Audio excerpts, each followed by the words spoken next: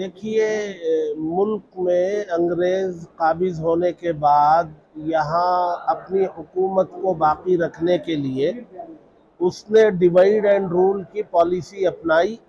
और जब तक वो पॉलिसी कामयाब रही वो हाकिम बना रहा। और जब यहाँ के लोगों ने समझ लिया और उस भेदभाव को ख़त्म करके सब एक हो गए और सबों ने मिलकर के कोशिश की तो अंग्रेज जैसी ताकत यहाँ से भागने पर मजबूर हुई। मुल्क आज़ाद हुआ, 75 साल हो गए। तो मुल्क की आज़ादी के मौके पर जो इत्तेहाद था, जो मिलाप था, जो यहाँ की तहजीब व कल्चर था, आज़ादी के बाद कुछ लोग अपनी हुकूमत को चमकाने के लिए दोबारा डिवाइड एंड रूल की पॉलिसी को अपनाए हुए और अपनी सत्ता और अपनी हुकूमत को बचाने के लिए यहाँ के बसने वाले इंसानों को तबकात में बांट रहे, एक को दूसरे से लड़ाने की कोशिश कर रहे। तो इन हालात में जमीयत उलमा हिंद सद्भावना मंच एक उसकी शाख बनाकर सद्भावना संसद पूरे मुल्क में आज 100 जो है ऐसे इजलास मुनक़िद कर रही है, जिसमें तमाम तबकात के बिरादरान वतन को साथ में लेकर मुल्क को ये पैगाम दिया जा रहा है कि हमारा असल सरमाया जो है यहाँ की तहजीब है, यहाँ का कल्चर है, यहाँ का इत्तेहाद है, यहाँ का प्यार है, यहाँ का एक दूसरे से मिलजुल करके दुख दर्द में साथ आना है।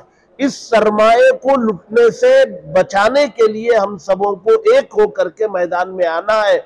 कुछ लोग हुकूमत को पाने या उसको बाकी रखने के लिए जो कोशिशें तकसीम की कर रहे हैं, लोगों को बांटने की, उसे नाकाम करने के लिए ये सद्भावना संसद कायम की गई। यहाँ शादाब शादी महल में जमीयत उलमा हिंद हजरत मौलाना महमूद मदनी साहब की हिदायत पर यहाँ ज़िला बेंगलोर के सदर हजरत मौलाना मुफ्ती मोहम्मद हुसैन साहब की काविशों और कोशिशों से उन्होंने ये ज़िली सतह का प्रोग्राम रखा और बहुत सारे बिरादरान वतन को जमा किया। न सिर्फ जो है मुकर्रिरीन में बल्कि सामिईन में भी बड़ी तादाद में बिरादरान वतन थे। इंशाअल्लाह ये पैगाम आम करते रहेंगे और इसको पैगाम करना वक्त की ज़रूरत। देखिए कि ये सिर्फ एक चीज़ नहीं है। आप इधर एक तरफ तो जो है मुसलमानों की कुर्बानियों को नज़रअंदाज करने की कोशिश हो रही है, वही तबका जो हुकूमत पाना या बाकी रखना चाहता है, तो दूसरी तरफ जो है बिरादरान वतन को मुख्तलिफ तबकात में बांट करके उनको जो है अछूत बना करके रख दिया है। तो इस किस्म की बहुत सारी कोशिशें उनकी चल रही है। वो सिर्फ हुकूमत को पाने और बचाने के लिए मुल्क के लोगों को चाहिए कि उनका सबसे पहला मजहब इंसानियत है, दूसरा मजहब उनका भारतीय होना है, उसके बाद उनका जो है रिलीजन है, उनका मजहब है।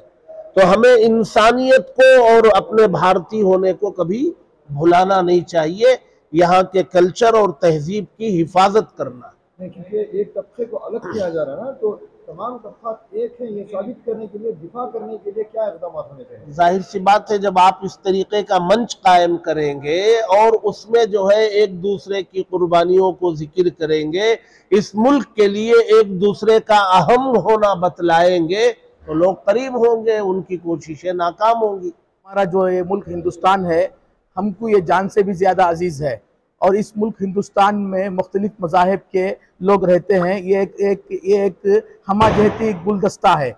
यहाँ की तारीख़ जो है वो गंगा जमनी तहजीब है।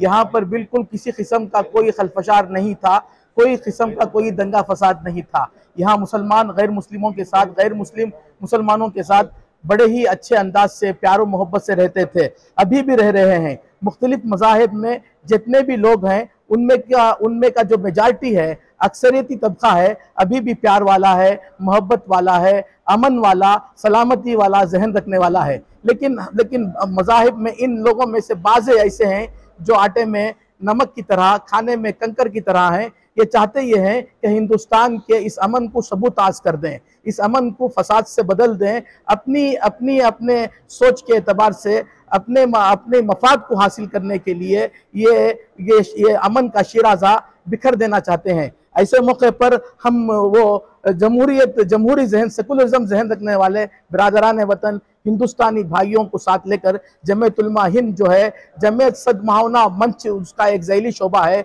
उसको लेकर जी सद्भावना संसद का प्रोग्राम कर रहे हैं, ताकि वो जो पुरानी जो बात थी अमन की, सलामती की, प्यार की, मोहब्बत की, वो हमारे अंदर दोबारा आ जाए और हम सब मिलकर इस मुल्क को तामीर करने वाले, इस मुल्क की हिफाजत करने वाले, इस मुल्क को मजबूत करने वाले बन जाएं। बस यही पैगाम जमीयत उलमा का था, मैंने आपकी खिदमत में अर्ज़ किया। जान की, माल की, हर तरह की कुर्बानियाँ देकर इस मुल्क को आज़ाद कराया और ये इस मुल्क आज़ादी के बाद भी बहुत अच्छी तरह से चल रहा था, लेकिन कुछ लोगों की कोशिश और काबिश पहले से थी कि वो इस मुल्क के अंदर वो काबिज रहें और इस मुल्क को इंतशार और खलफशार से दो चार किया जाए और बिलखुसूस मुसलमानों ने जिन्होंने बड़ी कुर्बानियाँ दी थी उनको दूसरे नंबर का शहरी बनाया जाए। ये इसकी कोशिशें हैं, उनकी नफ़रतों के ज़रिए, अदावतों के ज़रिए, नाइंसाफ़ी के ज़रिए से इस मैसेज को वो फैलाने की कोशिश कर रहे हैं। इस जमीयत उलमा के इस मंच के ज़रिए से इस बात की कोशिश की जा रही है कि जिस तरह इस मुल्क को मुसलमानों ने और तमाम मज़ाहिब के लोगों ने मिलजुल कर आज़ाद कराया था, आज भी इस मुल्क को बचाने के लिए सारे मज़ाहिब के लोग मिलकर ही कर सकते हैं। इसीलिए ये कोशिश की गई है। अल्लाह से दुआ है कि अल्लाह ताला इस कोशिश को पूरे मुल्क में कामयाब फरमाए और इस मैसेज को बरादरान वतन के हर फ़र्द तक पहुँचाने की अल्लाह ताला हम सब को तौफीक अता फरमाए। कोशिशें रहेंगी बरादरान वतन तक इस मैसेज को पहुंचाने के लिए? मसाजिद के ज़रिए से भी इस बात के पैगाम को आम करने की कोशिश की जाएगी कि आप अपने अपने इलाक़ों में, महलों में, अपने जहाँ बिज़नेस सेंटर हैं, अपने यहाँ दोस्त अहबाब रहते हैं, गैर मुस्लिम रहते हैं, उनके साथ भी इस मैसेज को आम करें। मसाजिद और मदरसों में जो पैगाम दिया जाता है, मदरसों के सिलसिले में भी एक मशवरा इस बात का हो रहा है कि इस मुल्क को पढ़ा जाए, इस मुल्क को अंडरस्टैंड इंडिया के नाम पर एक प्रोग्राम शुरू किया जा रहा है कि तमाम मदारिस के अंदर उलमा को, पढ़ने वालों को इस बात की तरगीब और तालीम दी जाएगी कि वो इस मुल्क को जाने, पहचाने। इस मुल्क की आबादी को जब पहचानेंगे, यहाँ के रहने वालों को पहचानेंगे, यहाँ के कबाइल को पहचानेंगे, तो फिर उन तक अपना सही पैगाम पहुँचाने में भी आसानी होगी, मदद मिलेगी। बरादरान वतन तक ये पैगाम पहुँचाने की क्या जो है ये रहेगी, क्या मुख्तलिफ़ चीज़ें हो सकती हैं, जैसे मसाजिद एक बहुत अच्छा प्लेटफॉर्म है हमारे ज़रिए, यहाँ लोगों को की जहनसाजी होगी। अवाम हमारी मुसलमान पब्लिक अगर इस बात को समझेगी तो वो अपने बरादरान वतन के साथ जिनसे उनके बड़े तरावाबित होते हैं उन तक उस पैगाम को पहुँचाएँगे। Friends, I thank Jamaat Ulama-e-Hind organization for bringing different communities and also religious leaders for a dialogue, for harmony and peace in the state. And this is a very important attempt in the context of communal fascism, which is disturbing everybody's life in this country and also in Karnataka. And I particularly feel that this message should be taken to different communities and different places in India and also in Karnataka, so that people will understand what is real harmony and what is peace in the context of violence and power politics. Therefore, I thank this Ulama-e-Hind Foundation for bringing all of us here, and I expect also that future this organization will take this message to all the communities, bringing all religious leaders for a communal harmony and peace meetings. Thank you. ನಮ್ಮ ಭಾಗದ ನಮ್ಮ ಮುಸಲ್ಮಾನ್ ಸ್ನೇಹಿತರು ಈ ಥರದ ಒಂದು ಸೌಹಾರ್ದಯುತವಾದಂಥ ಒಂದು ಸಭೆಯನ್ನು ಮಾಡ್ತಾ ಇದ್ದೇವೆ. ನೀವು ಬಂದರೆ ಒಂದು ಒಳ್ಳೆ ವಿಚಾರವನ್ನು ತಿಳ್ಕೊಬೋದು, ಅಲ್ಲ ಮಾತಾಡ್ಬೋದು ನೀವು ಅಂತ ಕೇಳಿದ್ರು. ನಾನು ಅಂದ್ಕೊಂಡೆ, ನಿಜವಾಗ್ಲೂ ಹೇಳ್ತೀನಿ, ಒಳ್ಳೆ ವಿಚಾರವನ್ನು ನಾನು ತಿಳ್ಕೊಂಡೆ. ಏಕೆಂದರೆ ಈ ರಾಜ್ಯ ಮತ್ತು ಈ ದೇಶದಲ್ಲಿ ಇವತ್ತಿನ ಪರಿಸ್ಥಿತಿ ಭಾಳ ಹದಗೆಟ್ಟಿದಂಥ ಪರಿಸ್ಥಿತಿಯಲ್ಲಿದ್ದೇವೆ. ಪ್ರಜಾಪ್ರಭುತ್ವವನ್ನು ಕಗ್ಗೊಲೆಯನ್ನು ಮಾಡೋಂಥ ಒಂದು ಹುನ್ನಾರಗಳನ್ನು ಮಾಡ್ತಿದ್ದಾರೆ. ಕಾರಣ ಇಷ್ಟೇ, ಧರ್ಮಗಳಲ್ಲಿ ಭೇದಗಳನ್ನು ತಂದಿಟ್ಟು ಇಲ್ಲಿನ ಶಾಂತಿ ಸೌಹಾರ್ದತೆಗೆ ಸಹಿಷ್ಣುತೆಯನ್ನು ಧಕ್ಕೆ ತರುವಂಥ ಕೆಲಸ ನಮ್ಮನ್ನು ಆಳುವಂಥ ಸರ್ಕಾರಗಳು ಮಾಡ್ತಾ ಇದ್ದಾವೆ. ಕಾರಣ ಇಷ್ಟೇ, ನಮ್ಮ ಸ್ಥಳೀಯವಾಗಿ ಏನು ನಮ್ಮ ದೇಶಕ್ಕೆ ಸಂಬಂಧಪಟ್ಟಂಗೆ ಹಿಂದೂ ಮುಸ್ಲಿಂ ಕ್ರೈಸ್ತ ಎಲ್ಲರೂ ಇವತ್ತು ನಾವು ಜಾಗೃತರಾಗಬೇಕಾಗಿದೆ. ಇದರ ವಿರುದ್ಧ ನಾವು ಸೆಟೆದು ನಿಲ್ಲಬೇಕಾಗಿದೆ, ಒಗ್ಗಟ್ಟನ್ನು ಪ್ರದರ್ಶನ ಮಾಡಬೇಕಾಗಿದೆ. ಇವತ್ತಿನ ಕಾರ್ಯಕ್ರಮ ನನಗನ್ನಿಸ್ದಂಗೆ ಪ್ರತಿ ಗಲ್ಲಿಗಳಲ್ಲಿ ಪ್ರತಿ ಏರಿಯಾಗಳಲ್ಲಿ ಶಾಂತಿ ಸಭೆಗಳನ್ನು, ಈ ಗಲಾಟೆ ಆದಾಗ ಮಾಡ್ತಾರಲ್ಲ ಅದೆಲ್ಲ ಶಾಂತಿ ಸಭೆ, ಇದು ಜಾಗೃತಿ ಸಭೆಗಳನ್ನು ಮಾಡಬೇಕು. ಪೊಲೀಸರು ಮತ್ತು ರಾಜಕಾರಣಿಗಳು ಶಾಂತಿ ಸಭೆಗಳನ್ನು ಮಾಡ್ತಾರೆ. ಕೊಲೆಗಳಾದಾಗ ಜಾತಿ ಮತ್ತು ಭಾಷೆಗಳಿಗೆ ತಂದಿಟ್ಟುಬಿಟ್ಟು ಶಾಂತಿ ಸಭೆ ಮಾಡ್ತಾರೆ. ಅದೇನೋ ಒಂದು ಮಂತ್ರಾಕ್ಷತೆ ಆಗೋ ರೀತಿ ಅದಲ್ಲ. ಅದಕ್ಕೆ ಮೊದಲು ಜಾಗೃತಿ ಸಭೆಗಳನ್ನು ಮಾಡಬೇಕು. ಎಂತೆಂಥ ವಿಚಾರವಂತರು ಮಾತಾಡಿದ್ರು ಸರ್, ಇದನ್ನೆಲ್ಲ ಪ್ರಚಾರ ಆಗಬೇಕು.